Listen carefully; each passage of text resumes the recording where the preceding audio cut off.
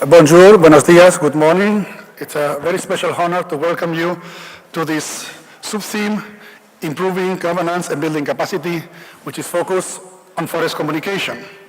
I'm very glad to see so many people attending to this session, despite the competing situation in the Congress. The fact that forests do not lack of interest of society. On the contrary, the modern tertiary society is very interested in forests. The forest community needs, though, to engage urgently in forest communication. It's the only way to solve this challenge.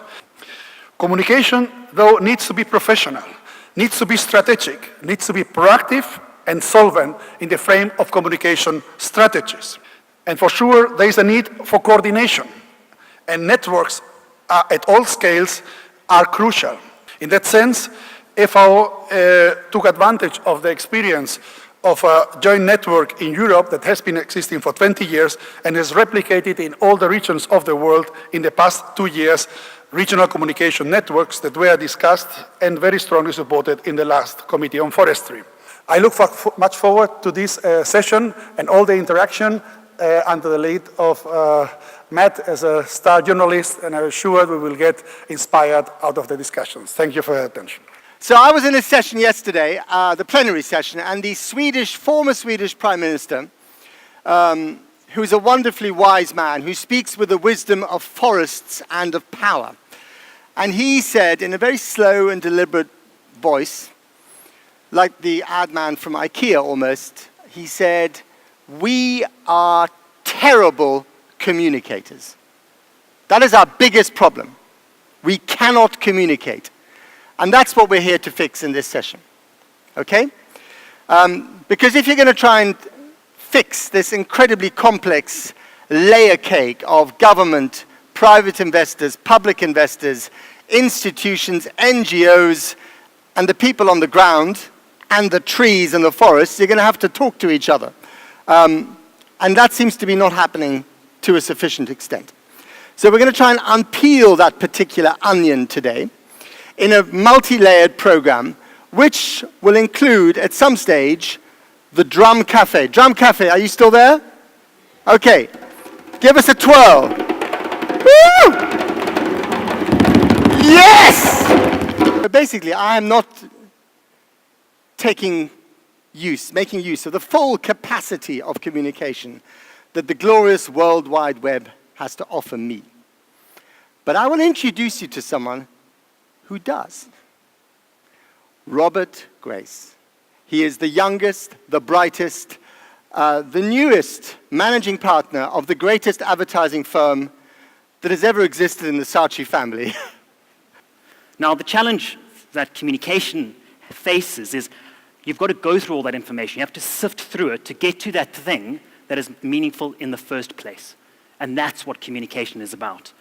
So if you take a brand like this, Nike, and I had to ask you who's their enemy, and I won't because I probably won't hear you from up here, you'd probably say Adidas or Puma. But actually, Nike's enemy is apathy. If through their communication, they cannot get people off the couch doing something, they don't have a business. So what's important to understand is what is that thing that you have to overcome in order to be successful? You've all heard of TED Talks, I assume. And you would have heard of Morecambe and Wise, Laurel and Hardy, Cagney and Lacey. Well, forget all that.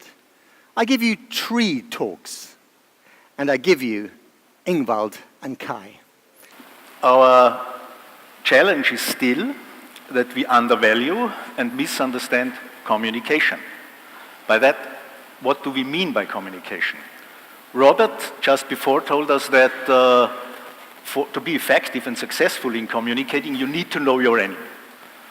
So, who is our enemy? And our enemy is certainly not products, materials other than wood.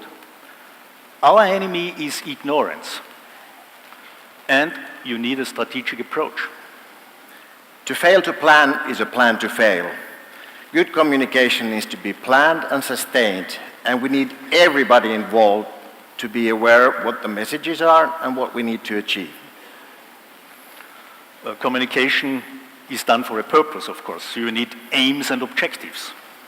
Many good communication strategies, they start with a set of clear objectives, so we're specific about what we need to achieve.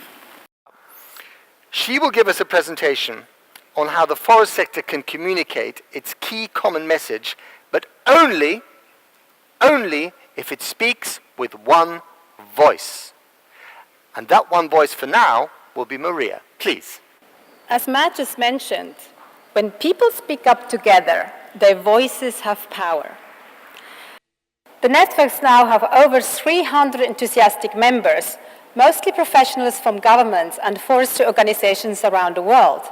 Their work has resulted in some truly remarkable initiatives, and positive messages about forestry events are now being heard from Australia to Zambia. It's a clear example on how an inclusive network built from the roots up can amplify a message literally in all areas of the globe. Working together, the forest communicators networks are not only increasing the capacity to communicate well, they're spreading the message in the world in a way we would have never imagined many years ago, and we really only just have begun. And as Maria explained as well, the crucial thing about spreading the message isn't just the branding, engaging the wider audience. It's about the local networks of communications. So let us pass from the duo that we had earlier to a trio of key local communicators who can talk to us about that. So can we please welcome on stage Nkeba and Kobo, and I'm sorry if I mispronounced your name, Gasta Chengi and Neba Noba. Good morning, ladies and gentlemen. My name is Neba Ngobo. I know it's Neba Ngobo. And I am Gasta Chinji. I am a forest communicator from Uganda. Sharing of information around the status of our African forest and communicating. There were also, one of the things that came out was the forest communicating lessons, the lessons that we learned, the challenges and the way forward, how we propose to work together moving forward. Ladies and gentlemen, our numbers are growing across Africa. When we started, we were 36, as you saw. Then the number somewhere in 2014 grew to about 46, but now we are around 90. I don't know, if we take closer, proper statistics after this meeting, we should be above that. And we are present in 24 countries, and we think we are going to continue growing.